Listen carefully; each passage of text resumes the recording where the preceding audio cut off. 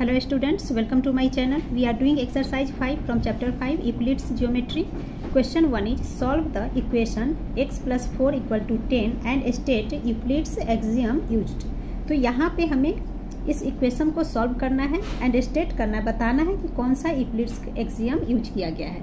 तो इसके लिए यूक्लिड्स एक्सियम के लिए आप इसका इंट्रोडक्शन वीडियो जरूर देखना, मैंने उसे बना दिया है। बिकॉज जब तक आप इंट्रोडक्शन वीडियो नहीं देखोगे आपको एक्सरसाइज समझने में प्रॉब्लम होगी। सो वीडियो आप जरूर देख लेना। नाउ इसे सॉल्व करते हैं।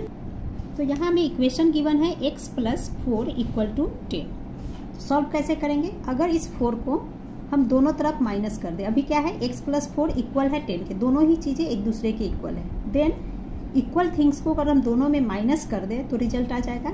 जैसे करके देखते हैं, x प्लस 4 को हम दोनों तरफ माइनस करेंगे तो इधर भी -4 लिखेंगे, इक्वल टू में भी हम लिखेंगे 10 माइनस 4। नाउ ये प्लस 4 -4 कैंसल, सो x बच गया, x is equal to 10 minus 4 is 6।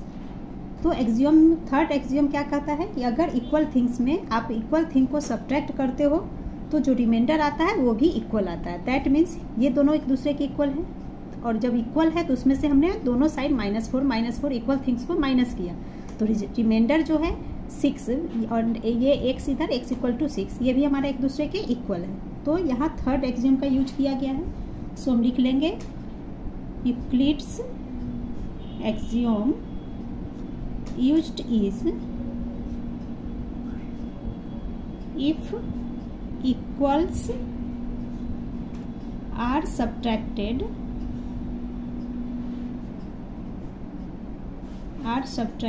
from if equals are subtracted from equals the remainder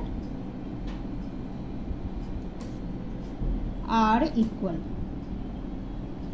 Clear? Now question 2 is, if it is known that a plus b equal to 10, then a plus b minus c equal to 10 minus c. Write Euclid's axiom that best illustrates this statement. तो यहाँ देखिए equation क्या है, a plus B equal to 10। यहाँ कहा जा रहा है a प्लस बी एंड ये 10 एक दूसरे के इक्वल है। जब दोनों थिंग्स एक दूसरे के इक्वल है तो सेम थिंग को अगर हम माइनस करें, जैसे कि इस यहाँ पर माइनस सी को इधर भी माइनस किया गया एंड माइनस सी इधर भी किया गया, सेम थिंग को माइनस किया गया तो रिजल्ट भी जो रिमाइंडर आएगा वो एक दूसरे के इक्वल होगा। क्लियर? तो यही एक्सियम हमें यहाँ पे लिखना है। सो लिख लेंगे if equals are subtracted from equals the remainder are equal. Clear? Now question 3. In the adjoining figure, if AB equal to CD, then prove that AC equal to BD. Also write Euclid's axiom used for proving it. तो ये आपका given figure है, इसमें हमें given है AB equal है CD के, then हमें प्रूव करना है AC इक्वल है BD के, और साथ ही हमें ये भी लिखना है कि किस एक्सियम का यूज कर यहाँ प्रूव करने में यूज किया गया है। सो जो गिवन है फर्स्ट वो लिख लेंगे AB इक्वल टू CD। ठीक है, ए बी एंड ये सी डी एक दूसरे के इक्वल हैं। देन दोनों इक्वल थिंग्स में सेम थिंग अगर हम ऐड कर दें, दैट मीन्स अगर ए बी में ऐड कर दें इस बी सी को एंड सी डी में ऐड कर दें बी सी को, so A B plus B C equal to C D plus B C, दोनों में सेम थिंग हमने ऐड कर दिया। जब ऐड कर देंगे तो होल पार्ट्स इक्वल होंगे, therefore A C equal to B D. ठीक है, जब बी सी दोनों तरफ आ गया that means A B plus B C equal to A C होगा, एंड इसी तरह से C D plus B C जब हम करेंगे तो वो इक्वल होगा बी डी के। Clear? Therefore A C equal to B D. And हम यहाँ एक्सियम लिख लेंगे if equals are added to equals the whole are equal. Clear? Now question 4 is, if A B equal to P Q and P Q equal to X Y, then prove that A B equal to X Y. Explain by drawing the figure. So लिख लेंगे A B equal to P Q, ये given है, साथ ही given है P Q equal to X Y, दोनों ही given हमें। So bye Euclid's first axiom state that things which are equal to same thing are equal to one another. That means AB अगर PQ के equal है and PQ XY के equal है तो AB and XY भी एक दूसरे के इक्वल होगा। सो लिख लेंगे therefore AB equal to XY hence proved. And यहाँ फिगर भी बनाना है। सो सेम लेंथ का फिगर आप इस तरह से ड्रॉ कर सकते हैं। जैसे ये AB मैंने एक लेंथ ले लिया, सेम लेंथ का PQ ले लेंगे एंड सेम लेंथ का XY ले लेंगे। ठीक है, now question 5 is, in the adjoining figure if PQ equal to QR equal to RS, then prove that PQ equal to 1/3 PS। First जो गिवन है वो लिख लेंगे P Q equal to Q R plus equal to R S. अब यहाँ देखिए P Q equal to Q R equal to R S कहा जा रहा है। That means P Q plus Q R plus R S equal किसके हो जाएगा, इस पी एस के। तो वही लिख लेंगे P Q plus Q R plus R S equal to P S. और जब सभी ही इक्वल हैं तो इसे हम 3pq भी बोल सकते हैं। So 3pq equal to P S. Now P Q equal to 1/3 P S. 3 into में है पी क्यू के साथ, इक्वल टू के बाद 3 अपॉन बन जाता है। सुपर में 1 लिख देंगे, 1/3 P S. Hence proved. Now question 6 is in the adjoining figure if AB equal to AD and AC equal to AD then prove that AB equal to AC. State Euclid's axiom to support this. तो ये हमारा figure है। अब इस figure में ध्यान से समझिए, हमें कहा जा रहा है कि जो AB है इक्वल है AD के, क्लियर, एंड AC इक्वल है AD के। तो जब AB एंड AD इक्वल है और AC AD के इक्वल है, दैट मीन्स जो AB है ये वाली साइड एंड ये वाली साइड ये भी एक दूसरे के इक्वल होंगे, बिकॉज ये दोनों चीज़ें इक्वल हैं और ये इक्वल है इस चीज़ के। सो ए बी एंड ए सी भी इक्वल होंगे। तो ये हम कैसे प्रूव करेंगे, तो यूक्लिड्स एक्सियम जो फर्स्ट है उससे ये प्रूव हो जाता है। सो लिख लेंगे A B equal to A D, ये गिवन है, A C equal to A D. Therefore A B इक्वल होगा ए सी के। और क्यों इक्वल होगा, बिकॉज एक्सियम का जो फर्स्ट एक्सियम है यूक्लिड्स का, उसके according the things which are equal to the same thing are equal to one another. Clear? Hence proved. Now question 7 is in a triangle ABC, x and y are points on AB and BC such that BX equal to BY and AB equal to BC. Show that AX equal to CY. State Euclid's axiom used. So ABC एक triangle है। इस triangle पे AB के mid point में कहा जा रहा है x है एंड BC का मिड पॉइंट y है। और साथ ही हमें कहा गया है कि AB और ये BC इक्वल है। तो देखिए मिड पॉइंट x होने का क्या मतलब है, bx इक्वल होगा xa के, इसी तरह से by इक्वल होगा yc के, क्लियर। एंड हमें गिवन है कि ab और bc इक्वल है। तो जब दोनों पार्ट इक्वल है तो सेम थिंग इसमें से हम माइनस कर दें तो रिमाइंडर भी एक दूसरे के इक्वल होगा बाय एक्सियम।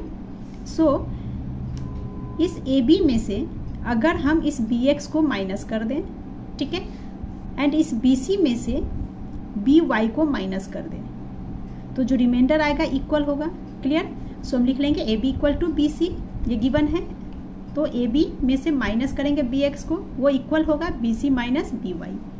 एंड यहाँ हमें गिवन है B X equal to B Y. So same thing ही इक्वल हम कर रहे हैं। यहाँ आपके माइंड में आएगा कि सेम थिंग इक्वल करना है, बट यहाँ हमने बी एक्स लिखा, इधर बी वाई लिखा, सेम थिंग तो है नहीं। तो देखिए ये सेम थिंग्स है। क्यों, क्योंकि हमें गिवन है क्वेश्चन में बी एक्स और बी वाई दोनों ही एक दूसरे के इक्वल हैं, ठीक है। Therefore AX इक्वल हो जाएगा CY के। Hence proved। एक्सियम लिख लेंगे, if equals are subtracted from equals the remainders are equal. Now question 8 is in the adjoining figure if x and y are midpoints of AC and BC and AX equal to CY then show that AC equal to BC. यहाँ पे देखिए मैंने AC लिखा, आपकी book पे AB लिखा है, print गलत है। क्यों, क्योंकि यहाँ कहा जा रहा है x और y मिड पॉइंट है। तो देखिए फिगर में x जो है किस पे है, AC पे मिड पॉइंट है। सो यहाँ AC होगा, ओके। एंड y BC पे मिड पॉइंट है और गिवन है AX equal to CY। AX CY एक दूसरे के इक्वल है। Then show that AC equal to BC। तो देखिए मिड पॉइंट का क्या मतलब होता है, 2 इक्वल पार्ट्स में डिवाइड करना है। That means AX and CX एक दूसरे के इक्वल होगा। इसी तरह से BY एंड CY भी एक दूसरे के इक्वल होंगे। कब इक्वल होंगे, जब ये दोनों इसके मिड पॉइंट है। दैट मीन्स फर्स्ट एक्सियम से क्या होगा, ये CX एंड BY ये दोनों भी इक्वल हो जाएगा, क्लियर। तो आसानी से हम AC equal to BC prove कर सकते हैं। सो हम लिख लेंगे x is the mid point of AC, therefore AX equal to CX first equation मान लेंगे। y is the mid point of BC, इसलिए BY इक्वल हो जाएगा CY का second and AX equal to CY ये हमें गिवन है। From 1 and 2 CX equal हो जाएगा BY के, ये CX एंड ये BY दोनों एक दूसरे के इक्वल हो गया, clear. So AX plus CX equal to CY plus BY जो हमें गिवन है AX एंड CY। इसमें सेम थिंग हम ऐड करेंगे। तो सेम थिंग क्या ऐड कर रहे हैं, AX में CX को ऐड कर रहे हैं एंड इस BY में CY को ऐड कर BY में CY को ऐड कर रहे हैं। तो यहाँ पर जब ये दोनों part CX B Y equal है तो सेम थिंग हो गया। इसी तरह से A X and C Y एक दूसरे के इक्वल है तो ये भी सेम थिंग ही कहलाएगा, ठीक है। So A X plus C X equal to C Y plus B Y, hence A C equal to B C. कैसे हुआ? तो by second axiom. Question number 9, in figure 1 given below A C equal to D C and C B equal to C E, then show that A B equal to D E. तो ये हमारा figure है। इस figure में हमें कहा जा रहा है कि ये जो ए सी है एंड ये डी सी एक दूसरे के इक्वल है, इसी तरह से B C and C equal है एक दूसरे के। तो हमें प्रूव करना है ए बी इक्वल है डी ई के, ओके। सो लिख लेंगे A C equal to D C given है, फर्स्ट इक्वेशन मान लिया इसे। Now C B equal to C E second मान लेंगे। By axiom 2 if equals are added to equals the whole are equal. So by adding first and second हमें क्या मिलता है? A C plus C B equal है D C plus C E के। और जब ए सी एंड सी बी एक दूसरे के इक्वल है, इन दोनों को हम ऐड करेंगे तो ए बी निकल जाएगा। इसी तरह से जब डी सी प्लस सी ई करेंगे तो डी ई निकल जाता है। So A B equal to D E, hence proved. Now sub part 2 is, sub part 2 में आपका ये गिवन फिगर है। इसमें हमें कहा जा रहा है कि ए बी सी एंगल और ए सी बी एंगल एक दूसरे के इक्वल है। इसी तरह से एंगल 3 एंगल 4 एक दूसरे के इक्वल है। तो हमें शो करना है कि एंगल 1 और एंगल 2 भी एक दूसरे के इक्वल है। ये आपका क्वेश्चन है। तो पहले क्वेश्चन फिगर को समझते हैं। हमें गिवन है A B C A C B equal है, तो इसमें इस बी की बात हो रही है, यहाँ एंगल सी की बात हो रही है, यानी कि एंगल बी एंगल सी। तो बी का मतलब ये पूरा एंगल हो गया जो 2 पार्ट में डिवाइड है, एंगल 4 एंगल 1। सो अगर एंगल ए बी सी में इस 4 को हम माइनस कर देंगे तो एंगल 1 निकलेगा। इसी तरह एंगल ए सी बी में एंगल 3 अगर हम हटा देंगे तो एंगल 2 निकल जाएगा। क्लियर? सो हम लिख सकते हैं angle A B C minus angle 3 equal है एंगल 4 के। ये हमें गिवन है, इसीलिए 4 एंड 3 को माइनस कर देंगे। तो एंगल ए बी सी में से 4 को माइनस करेंगे तो माइनस एंगल 4। और जब ये दोनों एक दूसरे के इक्वल हैं, सो यहाँ भी इक्वल टू का साइन आएगा। Now angle A C B, इधर से हम माइनस कर देंगे एंगल 3 को, तो ये हमारा क्या निकल जाएगा? Angle 1 equal to angle 2। यही हमें शो करना था। और एक्सियम इसका लिख लेते हैं। एक्सियम क्या हो जाएगा? Axiom equal to if equals are subtracted from equals the remainder are equal. Okay, now question 10 is, in the adjoining figure angle 1 equal to angle 2 and angle 3 equal to angle 4 show that angle ABD equal to angle CBD and state Euclid's axiom used। ये हमारा figure है। इस figure में हमें given है angle 1 और angle 2 एक दूसरे के इक्वल है। इसी तरह से एंगल 3 और एंगल 4 एक दूसरे के इक्वल है। तो हमें एंगल ABD इक्वल शो करना है एंगल CBD के। तो यहाँ ध्यान से समझिए, जब ये चारों ही एंगल एक दूसरे के इक्वल है और एंगल ए बी टी में इस बी एंगल को फोकस करते हैं ए बी टी में, तो ए बी टी में बी कितना है? यहाँ से यहाँ तक, जो कि 2 पार्ट्स में एंगल 3 एंड 1। सो 3 + 1 अगर हम कर दे तो एंगल ए बी टी हो जाएगा। इसी तरह से सी बी डी एंगल में अगर इस एंगल 2 और एंगल 4 को हम ऐड कर देंगे तो एंगल सी बी टी पूरा मिल जाएगा। और जब ये चारों एंगल एक दूसरे के इक्वल है, सो सेकेंड एक्सियम में के अकॉर्डिंग ये दोनों एंगल भी एक दूसरे के इक्वल हो जाएंगे। फर्स्ट जो गिवन है वो लिख लेंगे एंगल 1 इक्वल टू एंगल 2, इसे फर्स्ट मान लेते हैं।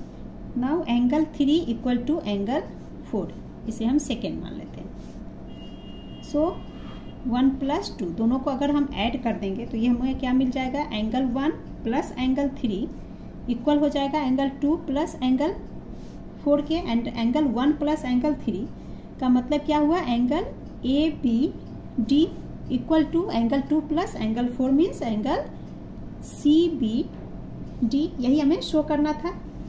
नाउ एक्सियम लिख लेंगे। किस एक्सियम से ये हुआ? तो सेकेंड एक्सियम हमारा क्या कहता है? If equals are added to equals the wholes are equal। Now question 11 is, In the adjoining figure, show that AH greater than sum of length AB plus BC plus CD. Also state Euclid's axiom used. तो ये हमारा figure है।